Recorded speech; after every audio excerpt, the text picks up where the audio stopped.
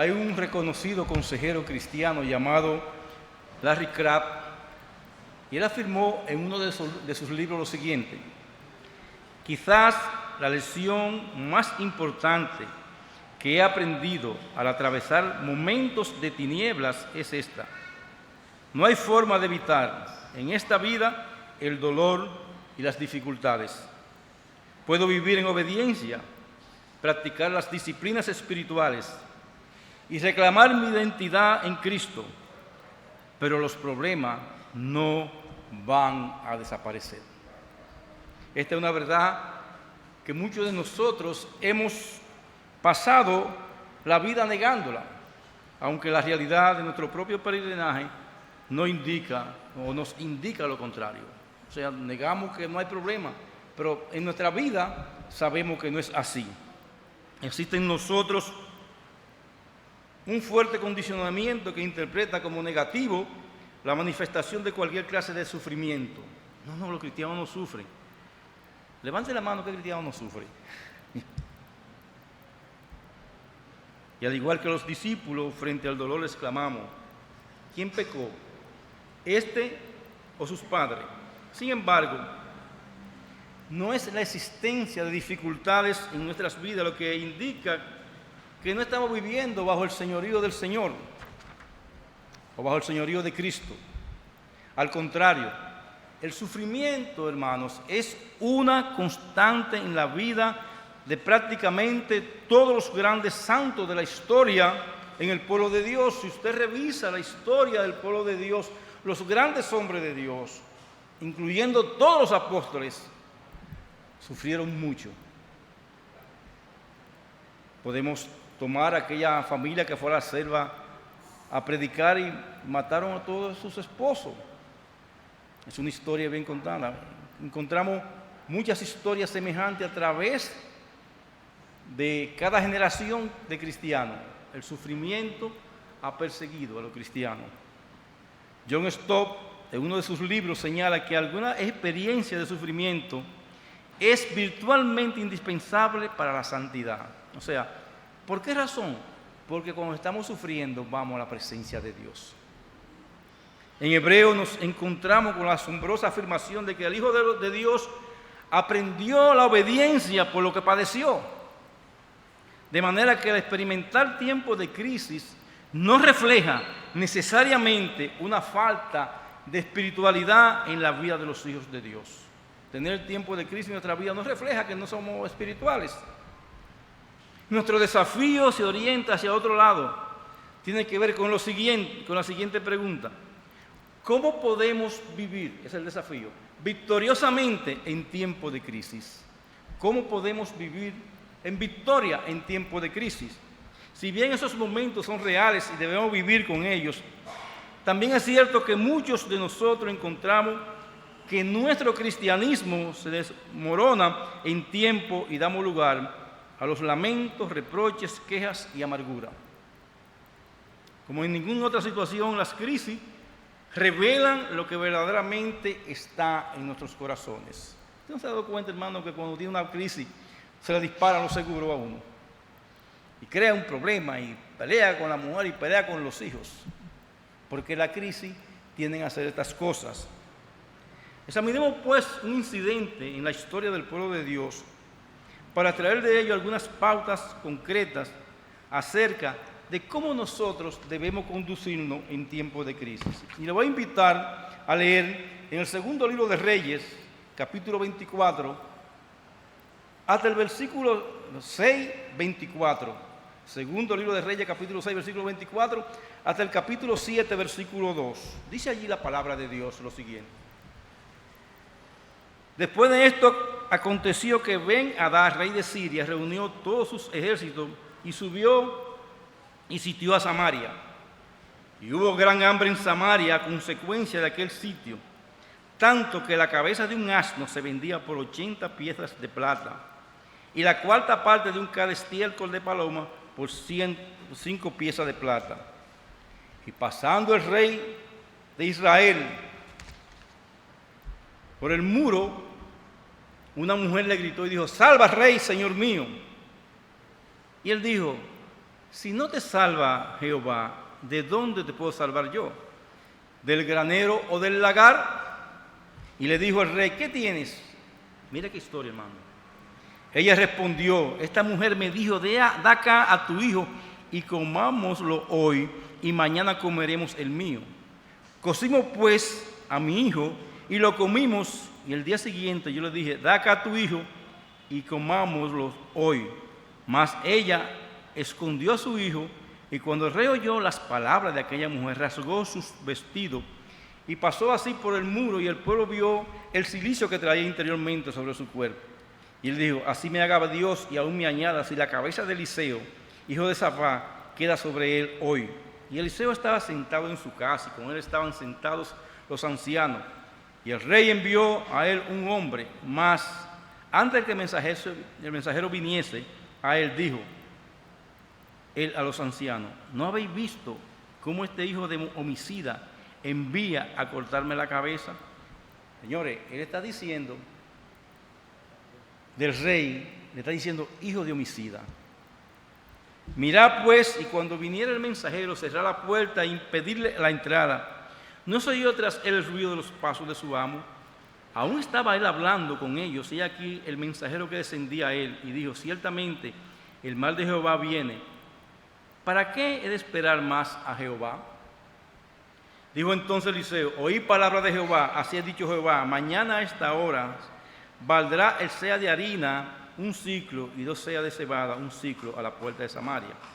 Y un príncipe sobre cuyo brazo el rey se apoya, respondió al varón de Dios y dijo, si Jehová hiciese ahora ventana en el cielo, ¿sería eso así? El Señor me está dudando de Dios.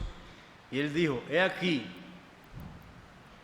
tú lo verás con tus ojos, mas no comerás de ello. ¿Qué es lo primero que vemos aquí, hermano? Que el pueblo de Israel, Samaria, estaba sitiado por los enemigos. En el capítulo 6 del segundo libro de Reyes, versículo 24, se nos dice que el rey Ben-Hadad, rey de Aram, reunió todo su ejército y subió y sitió a Samaria. Esta forma de subyugar a los pueblos era común en aquellos tiempos porque no habían las armas modernas que hay en el día de hoy. En aquellos tiempos se hacía un cerco alrededor de las principales ciudades y se dejaba que la población se agotara y se muriera de hambre. Era normal en aquellos tiempos, era una forma de hacer la guerra. El ejército venía, acampaba con todo su pertrecho alrededor de la ciudad y se estaba tranquilo ahí hasta que la ciudad perecía de hambre. Así lo afirma el historiador, pues nos dice que hubo una gran hambre en Samaria y aquí la sitiaron hasta que la cabeza de un asno, la cabeza de un burro, hermano, se vendía por 80 ciclos de plata y la cuarta parte de un cal de estiércol de paloma por 5 ciclos de plata. Sin conocer mucho de medidas, nos damos cuenta que la desesperación de los habitantes, la desesperación que tenía esta gente estaba al punto de que estaban dispuestos a consumir la cabeza de un asno y el estiércol de paloma. O sea, mire qué crisis tan grande había. El estiércol de paloma en aquellos tiempos, las palomas comían fuera de la ciudad y venían y hacían sus necesidades en la ciudad, y esa cosa, ahí venían granos que ellos comían y no podían digerirlo, y eso es lo que compraban. Mire qué crisis había. Las cifras que se manejan confirman el grado de desesperanza al que habían llegado los habitantes de Samaria. Para que tengamos una idea de lo que estaba pasando, José había sido vendido por 20 ciclos de plata. ¿Por cuánto vendieron la cabeza de un asno? ¿Por cuánto la vendían? Busquen en el texto ahí. Y Salomón había comprado carrozas y caballos por valor de 150 ciclos de plata. Dice el primer libro de Reyes, capítulo 10, versículo 29. O sea, las cosas estaban malas. Mire cuánto había subido el costo de la vida y no había que comer. Si estuviéramos hablando de dólares en el día de hoy, hermano, se estaba pagando por la cabeza de un asno aproximadamente $5,000 para comer. Los israelitas estaban sobrepasando los límites de lo normal y se encontraban en una crisis de magnitud realmente abrumadora. Y esperamos que una crisis de tal magnitud nos llegue a nosotros, a nuestro país, con todas estas cosas que están pasando, y voy a hablar mucho de eso hoy, con todas estas cosas que están pasando, de políticos inconscientes y malvados. ¿Por qué, hermano, no queremos esta cosa? Porque en tiempo de crisis, ese es nuestro segundo punto, podemos llegar a lo impensable con las decisiones que tomamos. En tiempo de crisis podemos llegar a lo impensable con las decisiones que tomamos. En medio de esta situación de desesperación se nos presenta una escena de horror. Pasando el rey de Israel por la muralla, una mujer le gritó diciendo: ayúdame, oh rey, señor mío. Y él respondió: si el Señor no te guarda, no te ayuda, ¿dónde te podré ayudar? ¿De la era o el lagar? Y el rey dijo: ¿qué te pasa? Y ella respondió: esta mujer me dijo: dame tu hijo para que lo comamos hoy, y mi hijo lo comeremos mañana. Así que cocimos a mi hijo y nos lo comimos, y el día siguiente le dijo a ella: da tu hijo para que lo comamos, pero ella escondió su hijo. En este espantoso relato podemos captar el grado de abatimiento al cual había llegado la población sitiada.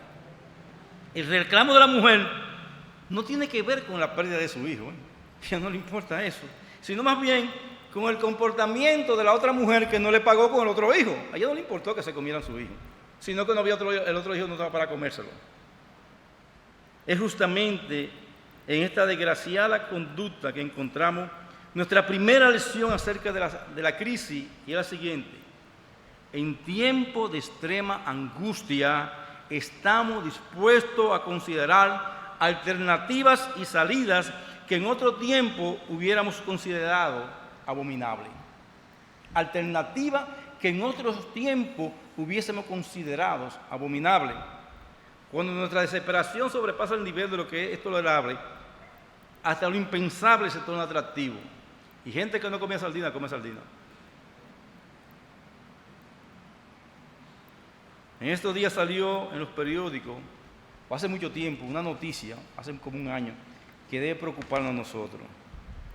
Y es que en un motel de aquí, de la parte oriental, encontraron un grupo de jovencitas y jovencitos que estaban ejerciendo la prostitución infantil. La mayoría de estos jovencitos y jovencitas dijeron que sus padres la habían vendido para tales fines, por la situación de crisis que se encontraban. Miren, hermano, hasta dónde puede llegar una situación de crisis. Habían vendido a sus hijas para prostituirse y a sus hijos, a ambos, para hacer películas pornográficas. Eso es tráfico humano. Piensa un momento en Juan el Bautista también, un hombre de Dios. Cuando el Mesías llegó a la orilla del Jordán, el profeta no dudó un momento en decir: he ahí el Cordero de Dios que quita el pecado del mundo.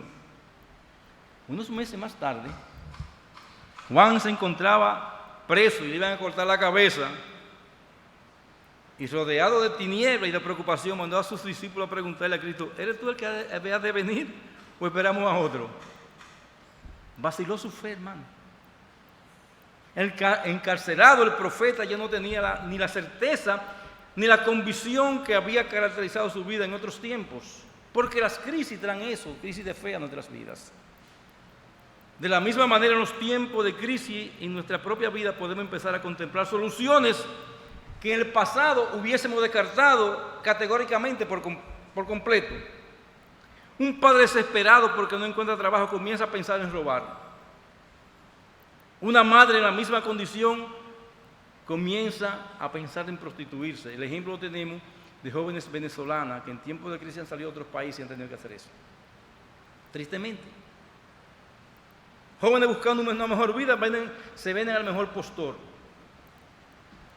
Un matrimonio desgastado por los argumentos y las discusiones comienza a pensar en la separación porque no tiene, hermano, no quiere enfrentar ni enfrentar la crisis. No importa cuál sea la situación, debemos tener en claro que en tiempos de dificultades perdemos la perspectiva y luego sufrimos las consecuencias de nuestras decisiones. ¿Cuál es, pues, la conclusión a esto, hermano? En tiempos de crisis no se debe tomar una decisión a la ligera. Repito, hermano. En tiempo de crisis no podemos tomar una decisión a la ligera. Tengo problemas con mi esposa, me voy a divorciar.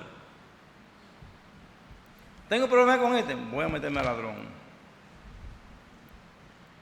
Amados hermanos, los que en momentos de tribulación les parece lógico y aceptable, es muy probable que más adelante lo lleve a profundos lamentos. En el momento de crisis es que más debemos confiar en Dios y no tomar decisiones que después tengamos que lamentar. Pero eso nos lleva a otro tercer punto. En medio de la crisis, siempre buscamos un culpable, que no somos nosotros regularmente.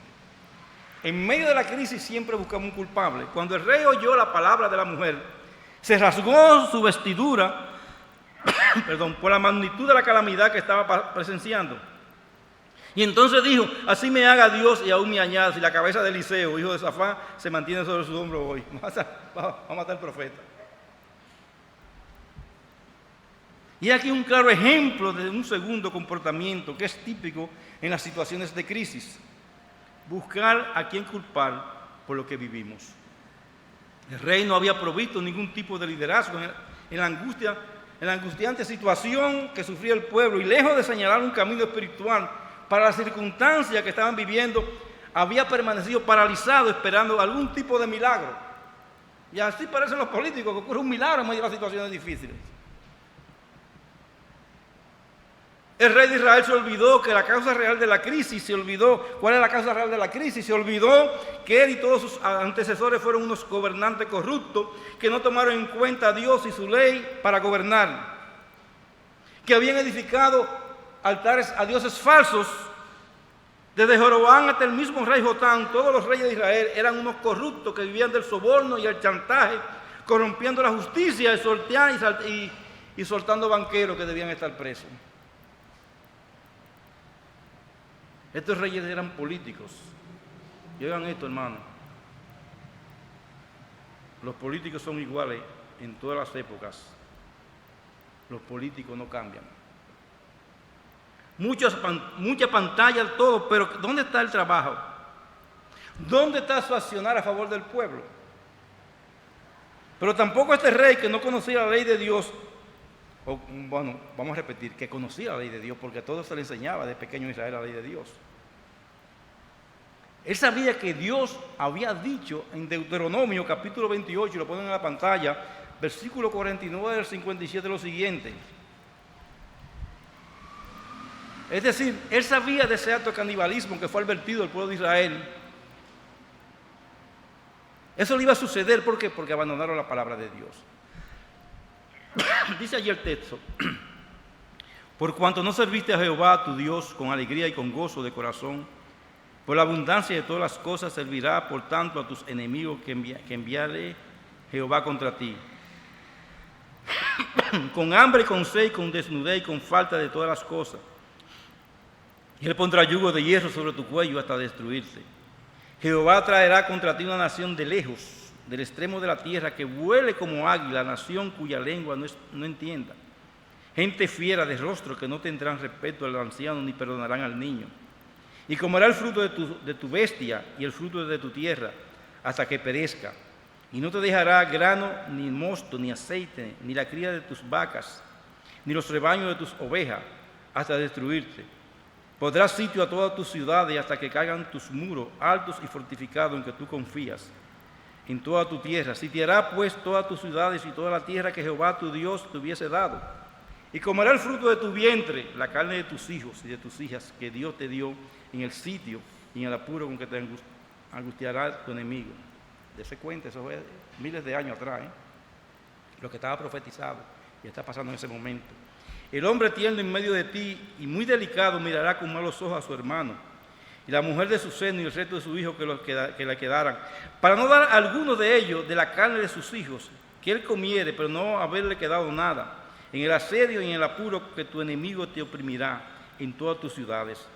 La tierna y la delicada entre vosotros, que nunca la planta de su pie intentaría sentar sobre la tierra, o sea, esa era muchacha de alta sociedad que nunca anduvieron descalza.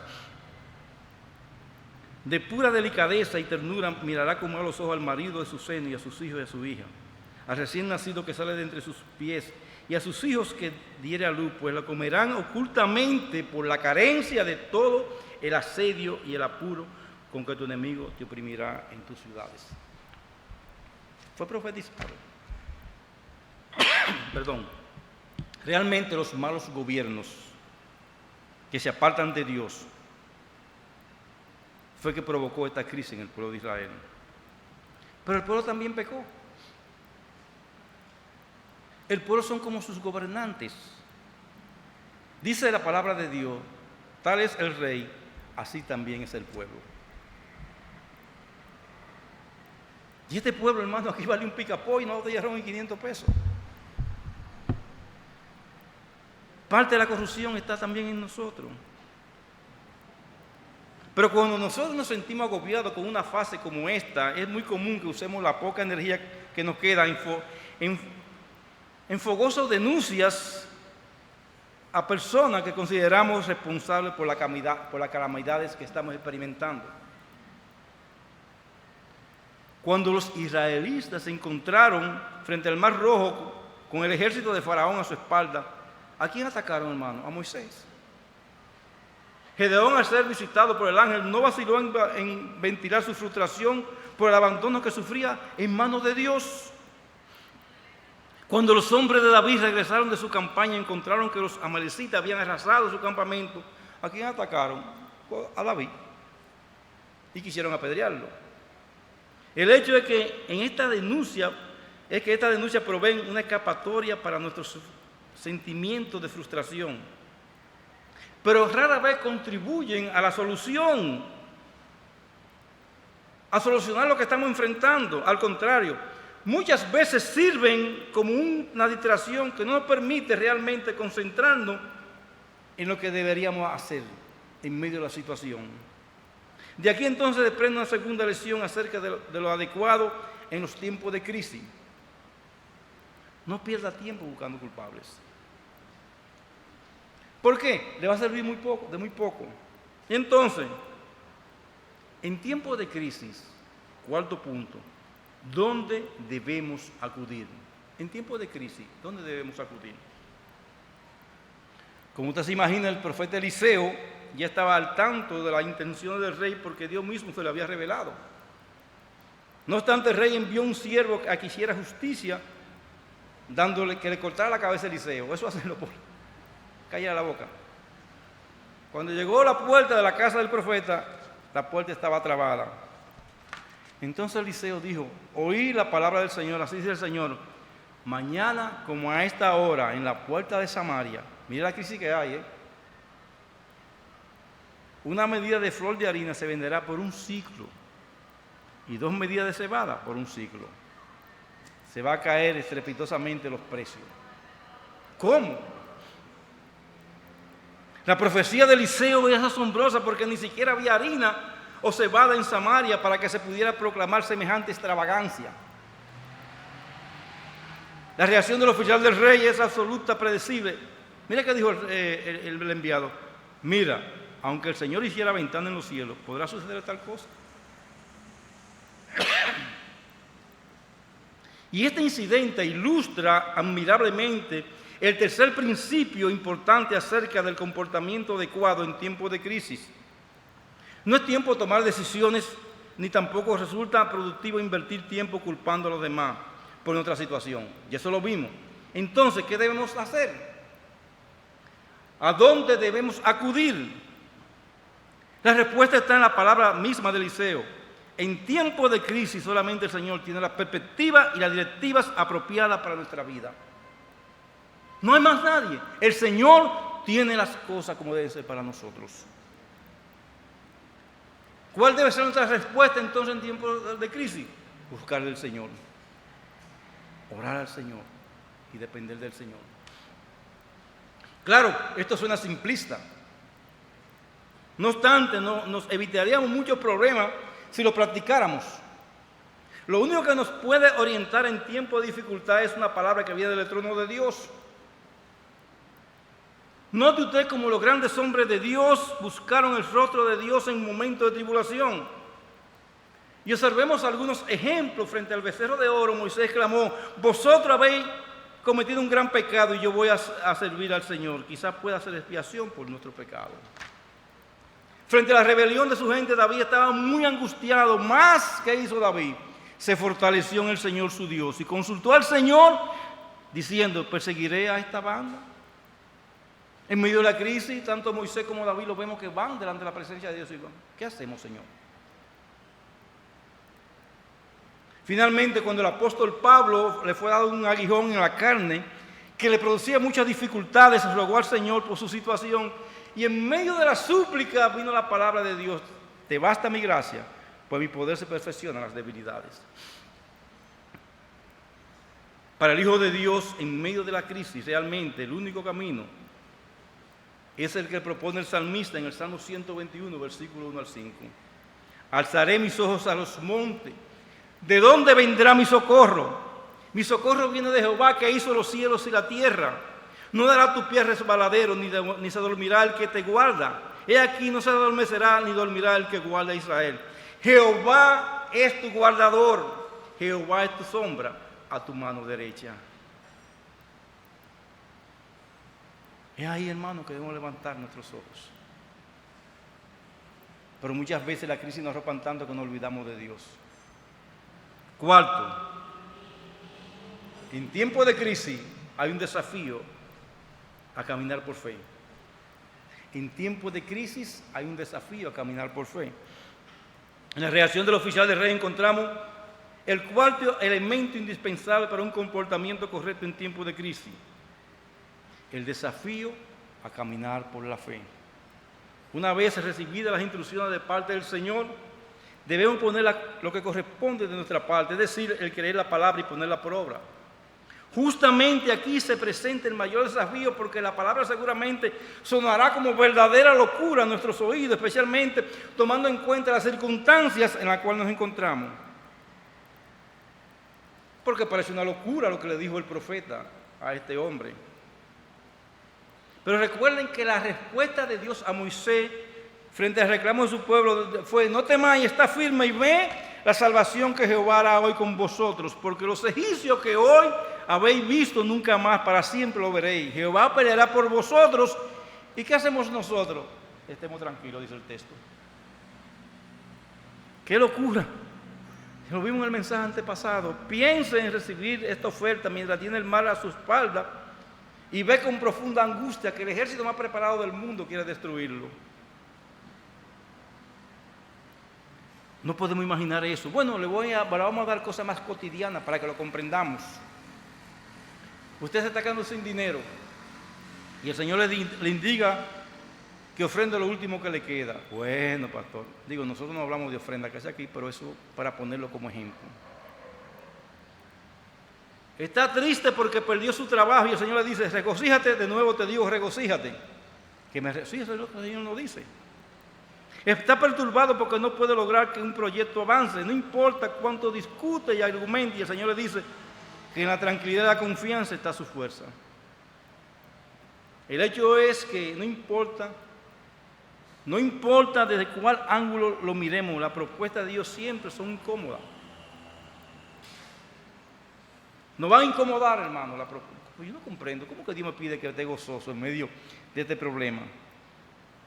Y no podrá ser de otra manera. Porque siempre chocan los valores y los deseos de la carne.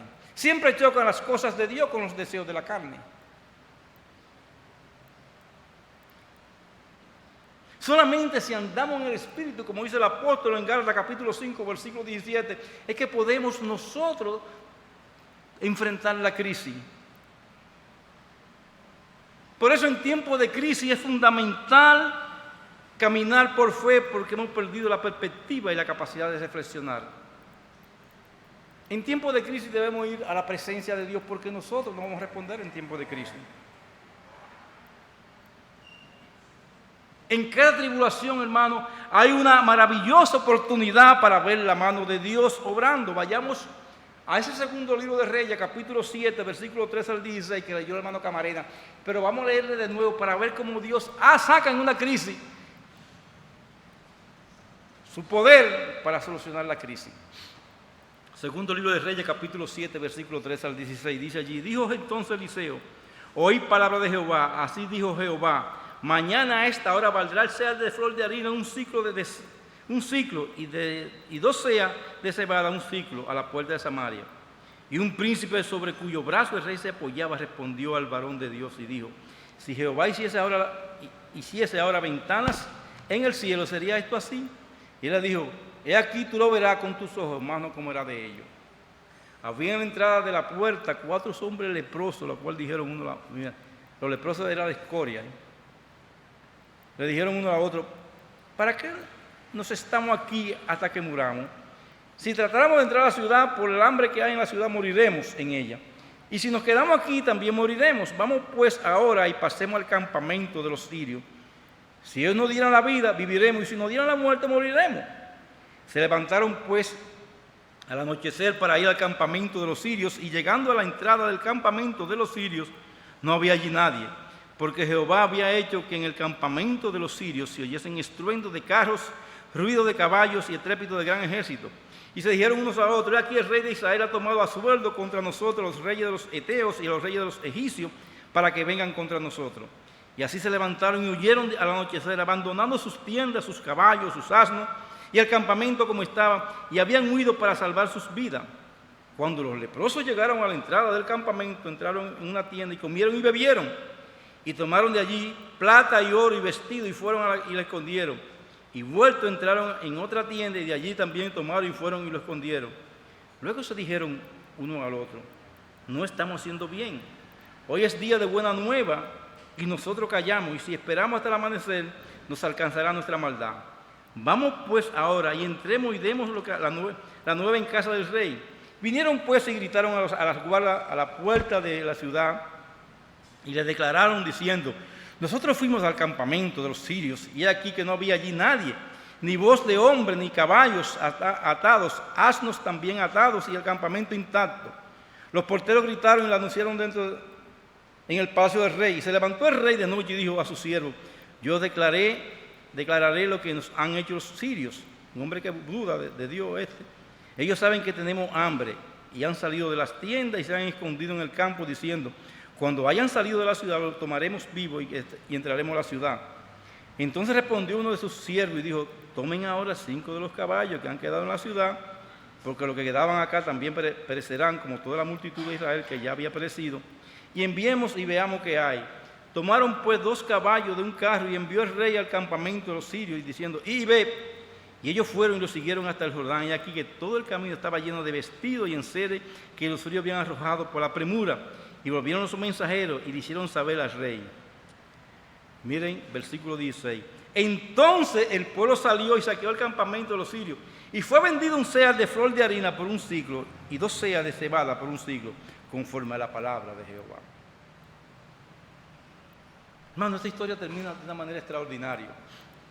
Había en la puerta de la ciudad 4 leprosos. No podían entrar a la ciudad, fuera de la ciudad tampoco tenían alimento, pero la cosa estaba dura. Dados por perdidos, decidieron ir al campamento de los arameos. Y cuando llegaron, Dios había espantado a los enemigos. Y estos hombres inmundos para la sociedad de la época fueron los primeros en tener acceso ilimitado al campamento abandonado por los arameos. Comieron y bebieron en abundancia. Fueron ellos además quienes trajeron las buenas nuevas a la ciudad.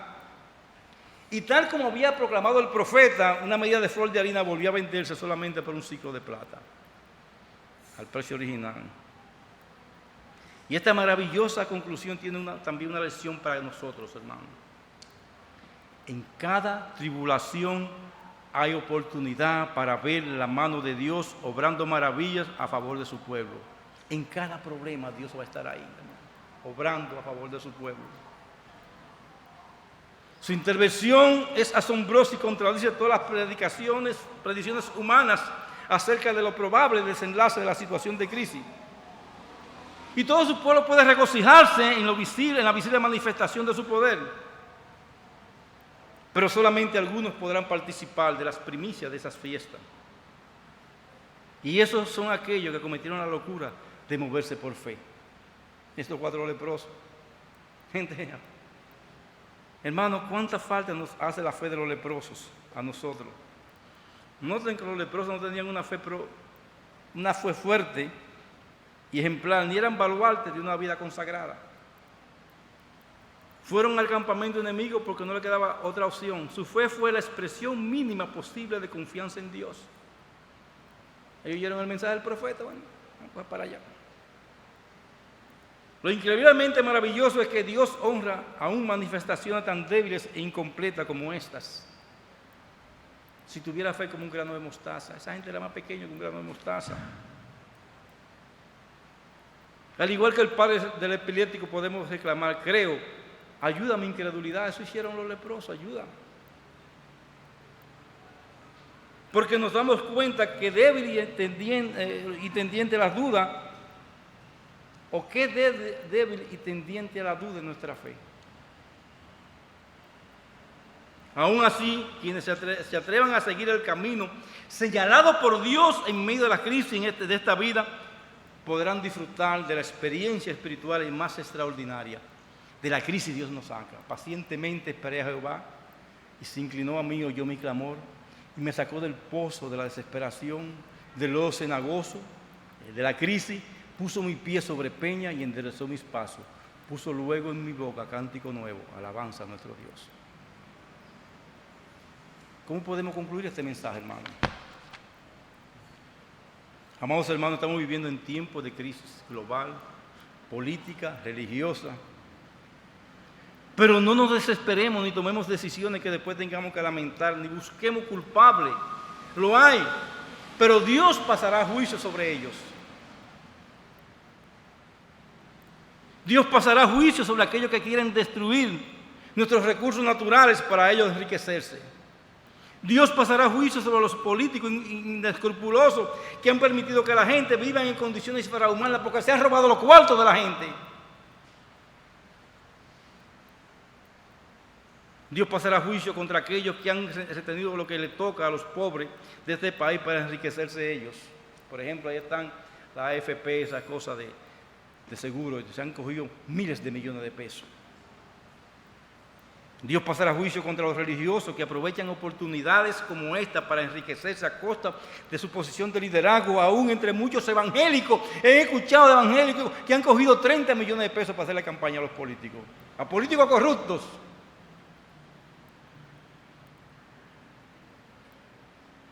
Dios pasará juicio sobre aquellos políticos que han aprovechado esta situación de incertidumbre que vive el país para promoverse como los redentores, cuando sabemos que sus fines son otros y que son también unos corruptos, propiciadores de corrupción. Dios pasará juicio sobre aquellos que compran conciencia, aprovechándose de la ignorancia y el hambre y la pobreza de este pueblo para conseguir sus fines políticos. Porque saben que mucha gente en este país cuesta un picapollo, 500 pesos y una botella de romo. Dios pasará juicio sobre aquellos políticos que quieren destruir la familia dominicana, trayendo doctrinas extrañas como la ideología de género y la aprobación del aborto. Dios pasará juicio sobre ellos. Hermano, hay una crisis, pero no solamente es política, sino también moral, social y hasta religiosa. En estos tiempos de crisis busquemos del Señor.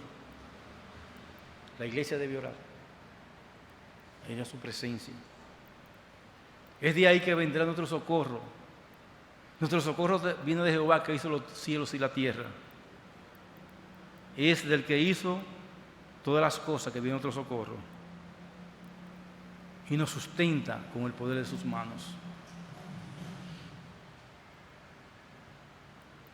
Alguien en una reunión nos dijo a un grupo de pastores, ¿qué ustedes necesitan? Imagínense eso, decirle eso a Miguel, a Subel, a Otio, a toda esta gente. Le respondimos, de ustedes no necesitamos nada porque el Señor todo nos lo provee. Y el Señor nos ha provisto abundantemente, hermano. Nos ha provisto tanto que le hemos provisto a ellos. Hermano, en tiempos de crisis Dios está en control. Y si su pueblo se maneja por fe, Dios va a proveer para su fe. Tranquilo en estos tiempos. No importa lo que cueste una cabeza de un burro, ni el estiércol de paloma. Dios nos dará su sustento. ¿De dónde? Hasta lo imposible. Siempre lo ha hecho. Pero a ti, amigo que nos visita, amigo que nos visita, tú sabes una cosa, tú tienes una crisis más grande que esta. Más grande que la que está pasando el pueblo. ¿Cuál es tu crisis? Una crisis de tu vida porque no tiene a Cristo en tu corazón. Y el final de una vida sin Cristo es el infierno. Tú estás en crisis con Dios por tus pecados. Pero para cada crisis, Dios tiene una solución para ti.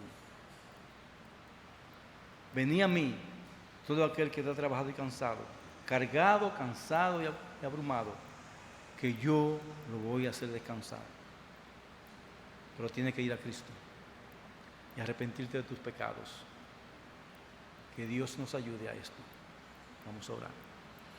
Te alabamos, oh Dios, y te bendecimos, Señor, y te damos gracias por tus misericordias. Son nuevas, Señor, cada mañana. Nosotros podemos decir que son nuevas cada mañana. Ayúdanos, oh Dios, a glorificar tu nombre. Y en estos tiempos, Señor, de crisis, nosotros estamos confiados en Jehová, porque los que confían en ti, Señor, son como el monte de Sión, que no se mueven, sino que permanecemos para siempre. Tú estás alrededor de nosotros, Señor, cuidando a tu pueblo. A tu manada pequeña comparado con el mundo, tú nos estás cuidando. Bendícenos, oh Dios. Y aquí las personas que están sin Cristo están en una peor crisis que la crisis que vive este país. Trae arrepentimiento a sus corazones. Te lo pedimos en el nombre de Jesús.